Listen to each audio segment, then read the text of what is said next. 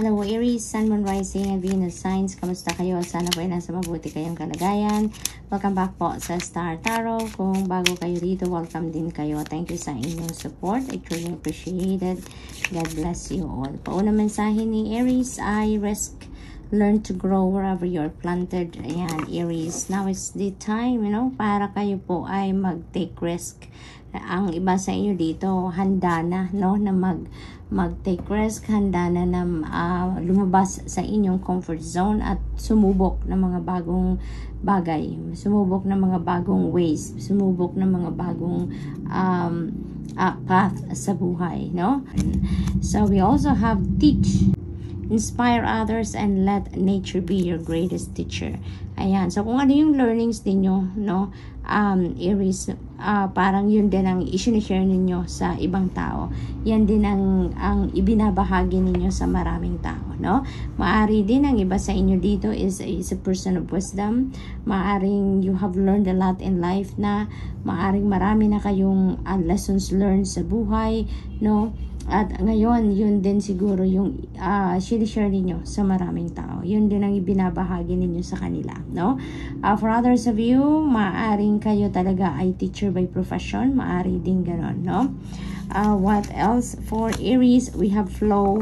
Go with the flow as water trickles down the stream. Do not hurry. Ayan, huwag kayong magmadali. Huwag kayong magmadali.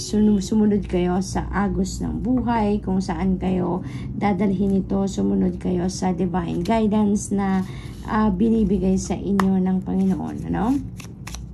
Huwag kayong magmadali. Just surrender to the natural ebb and flow of life and allow destiny to unfold, things organically. We have reflect and peer into the endless ocean and see what peers back. Ayan, so this is sa inyo, invitation for you na mag-reflect kayo sa ngayon. Now is the perfect time to do so, lalong-lalo na maaring nagbabalak na kayo na sumubok ng mga bagong bagay dito, pumasok sa bagong sitwasyon na you've never been to, Hindi pa ninyo nasusubukan ng mga sitwasyon na to, kaya ngayon parang kailangan ninyo na magmuni-muni kayo, and listen to the divine guidance na binibigay sa inyo dito para ma-pick up ninyo kung ano yung gabay na binibigay sa inyo para matulungan kayo on how you're going to navigate these new changes, or new situations na papasukin ninyo sa buhay sa ngayon, change, ayan, change is about to happen dito. Know when to move to a new shell, especially if yours no longer fits. Ayan, so may mga pagbabago talaga, itong sitwasyon na to that you are taking risks sa ngayon, napakalaking pagbabago niyan para sa inyo. Napakalaking move yan na gagawin ninyo kasi you are taking the leap of faith, hindi nyo man sigurado, hindi nyo man alam kung ano ang eksaktong makikita ninyo or mararanasan ninyo sa bagong sitwasyon na to na papasukin ninyo, but you are taking the leap of faith. Nagtitiwala kayo sa sarili ninyo, sa inyong mga kakayanan, sa divine universe, and most importantly sa Panginoon, sa inyong mga angels na they have your back, they have your back. Kaya yung mga pagbabagong ito, you know what, it's gonna be exciting for you, Aries, dahil bagong taon, bagong buhay, bagong paniniwala, it could be in any area of life, but definitely you are embracing newness, so napakaganda lang nito para sa inyo. We have generosity. What good is treasure if you keep it for yourself, diba? So kaya share, wag natin kakalimutan mag-share na kung ano man ang meron tayo, kasi the more we share, the more we give, the more you receive, hindi ba? May ganon. Kaya yung generosity energy is at play dito sa buhay ninyo sa ngayon. So this is a reminder for some of you, na it is always good to be generous. It is always good to help other people, to share love, by giving, kung ano man yan na meron kayo, na handa kayong ibigay ng buong puso ninyo, So Aries, that's all I have for you for today. Thank you for watching. Love and light. Namaste. Hello Leo, Sun, Moon, Rising, and Venus signs. Kamusta kayo? Sana po nasa mabuti kayong kalagayan. Welcome back po sa Star Tarot. Kung bago kayo rito, welcome din kayo. Thank you sa inyong support. I truly appreciate it. God bless you all. Paunang mensahe ni Leo ay the night. Find comfort in the night where the world switches off and the stars burn bright. Yan. So, bigyan nyo naman yan sa sarili ninyo. No? Leo, yung night time na yan, ibigay nyo na yan. Para sa pagmuni-muni ninyo, para sa pagpa-prayer mode, para sa pagkoconnect ninyo with the divine, sa pagkoconnect ninyo with your higher self, ibigay ninyo yan sa sarili ninyo. You need it, no? You need it. At isa pa, ano yan, that is also a perfect time for you para magmuni-muni kayo, mag-reflect kayo of what happened during the day, ano na ang mga nagawa ninyo, what had happened, yung mga ganon ba, no? So, give it to yourself. We have music. There is a melody to be heard in the deepest parts of the woods if only will listen. Yan. So, yung music na to, no, this is the divine guidance for you, no? That's music to our ears, kung baga, no, dahil napakalaki ng naitutulong na idudulot na kagandahan sa buhay natin, no, ng mga divine guidance na yan if napapakinggan natin or na-access natin, no? So ngayon parang you are being invited here na to listen, no? Listen intently doon sa iyong intuition so that mapakinggan ninyo kung ano yung gabay para sa inyo na makakatulong sa inyong sitwasyon sa ngayon, ano man ang inyong pinagdadaanan. Okay? We have woods. Be like the woods, calm, soothing, mysterious, and full of life. Yan, kalma lang. This is an invitation for you na mag-calm down lang kayo, kalma lang, maging mapayapa lang ang inyong pakiramdam, ang inyong sarili, ang inyong pag-iisip, no? So, choose to surround yourself in serenity, no? Maging ano lang kayo, maging kalmado lang sa ngayon, no? Kaya chillin lang kahit ano man ang yung pinagdadaanan ngayon, just try to calm down, no? Iwasan na magalit, iwasan na mabwisit, no? As much as possible, try so hard, no? Try so hard na maging kalmado ka lang, maging tranquil ka lang, maging peaceful ka lang. So what else? We have rescue. Help others in need or ask for assistance when you need it. Ayan. So, some of you dito, kayo yung may tutulungan. Kayo yung merong hihingi ng tulong sa inyo dito, no? For others of you naman, kayo din naman yung nangangailangan ng tulong, no? So, don't hesitate to ask for help when you need it. Okay? Alalahanin ninyo lagi na kapag kailangan ninyo ng tulong, there will always be someone that would be willing to help you, no? Kung ano man ang pangangailangan ninyo, ano mang klase ang bagay or, assistance na kailangan ninyo, no? So, wag kayong mahiya, wag kayong magdalawang isip. So, we have move. Barnacles only grow on a ducked ship. Ayan. So, ang iba sa inyo dito is going to move, no? Ang napipick up ko dito, literal ito na movement, no? Maaring physical movement ito. This could be a change sa tinitirhan ninyo, no? This could be a change of residence. This could be a change in trabaho, no? Maaring meron na kayong bagong trabaho, maaring meron kayong bagong employer, no? Bagong opisinang lilipatan, bagong department, yung mga gano'n. But definitely there is a move dito, no? For others of you naman, parang ang napipick up ko din dito, this could be the end of the stagnant energy na maaring nakapalibot sa inyo in the past, no? Finally, ngayon magkakaroon na ng movement, magkakaroon na ng progress, at uusad na kung ano man ang mga ganap sa buhay ninyo, magsisimula ng umusad, magsisimula ng gumalaw muli, no? Self-care, drowning doesn't always require water. Yan, this is what you really need right now as well.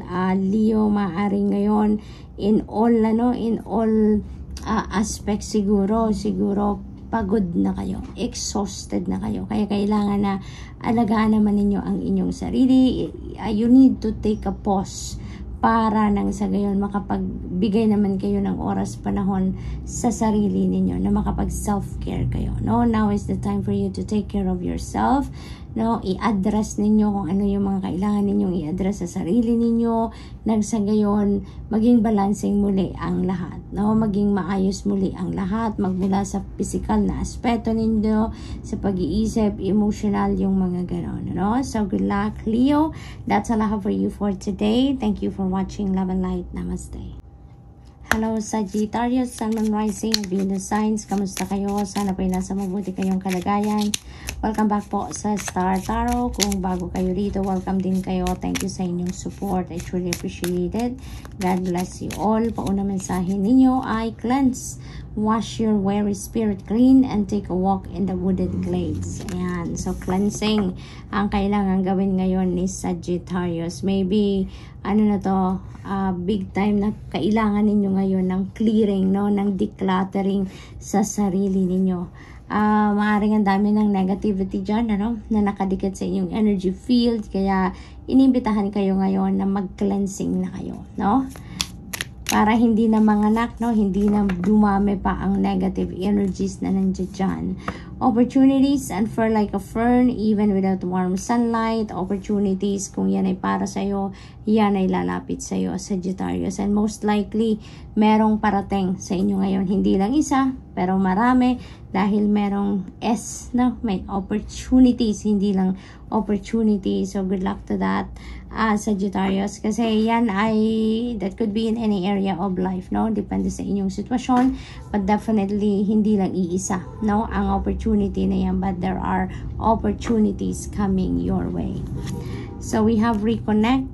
Ayan, secrets lurk in the captive shadows deep in the woods. Ayan, so, maaaring ano to, no? Reconnection with yourself. This could be reconnection with God, no? With the spirit team. Or reconnection also ito with other people. Like yung mga friends ninyo, siguro. May mga kaibigan kayong matagal na kayong, alam mo yun, yung dati nung magkakasama pa kayo, very close kayo. At maaaring for some reason nagkahiwalay kayo. Nag-iba ng tinitirhan. Or nawalan kayo ng contact. At for the longest time. And ngayon ay maaaring may reconnection dito na mangyayari, no? Meron din ako napipick up dito na there could be reconnection between you and your ex, no? Yung mga ex ninyong asawa siguro for some of you, or ex-boyfriend ninyo, or ex-girlfriend ninyo, yung mga ganon. There is an opportunity for both of you now to meet again at mag-reconnect again, ano? Yung ganon. So, what else for Sag? We have travel. Ayan, seeing the surface of the ocean is not the same as diving deep to see the coral. That's true. Now, for others of you, dito Sag, this is travel. No, this could be travel over water. This could be travel related to these opportunities. No, or this could be an opportunity for you to travel. No, so it could be a different scenario for each of you, Sagittarius, depende sa inyong sitwasyon, but definitely there is travel involved dito sa inyong sitwasyon sa ngayon. Voyage, look at that, set sail on a new course. Ayan, so you are definitely going to travel. Ang iba sa inyo dito, Sagittarius, definitely will travel over water, no? Maaring nagtatrabaho kayo sa isang cruise ship, maaring nagtatrabaho kayo as a seafarer talaga, no? Maaring ganon, kaya magpapalao talaga kayo. For others of you, this could be maaring mamamasyal kayo, and it might require you to travel over water, no? Depende sa pupuntahan ninyo. Maaring ganon din ang ganap dito for some of you. So, good luck po, no? We have empathy. Yan, there's more beneath the surface. You know what? Yung reconnect energy dito at ng empathy, this could be related to each other, no? Yung maaring isang sitwasyon ito we're in, even if siguro malayo kayo, you know, sa isang tao, at you're going to to reconnect, or you're going to reach out to those people na nasa malayo sa inyo. It's because you can feel something about them siguro, no? Maaring may nararamdaman kayo na you need to get hold of that person, you need to call, you need to reach out to those people, no, na naging bahagi ng buhay ninyo in the past, no, or maaring parte pa rin ng buhay ninyo ngayon. Pero this could be a situation, Sagittarius, wherein siguro ang nag-pick up ko lang dito, no, siguro meron tao dito na medyo in the past, no, meron kayong you're very close to each other. Maaari din naman na kamag-anak mo to, maaari naman na ex mo to, maaari din naman na kaibigan mo to, na for some reason nagkahiwalay kayo, at matagal na kayong hindi nag-uusap, and all of a sudden siguro pumasok sa isip ninyo, no, meron kayong nararamdaman din na you need to reconnect with those people, no, you need to give them a call, you need to ask them, say hello, magkumusta, yung mga ganon. So yun ang napipick up ko dito for some of you. So Sag, that's all I have for you for today. Thank you for watching. Love and light. Namaste.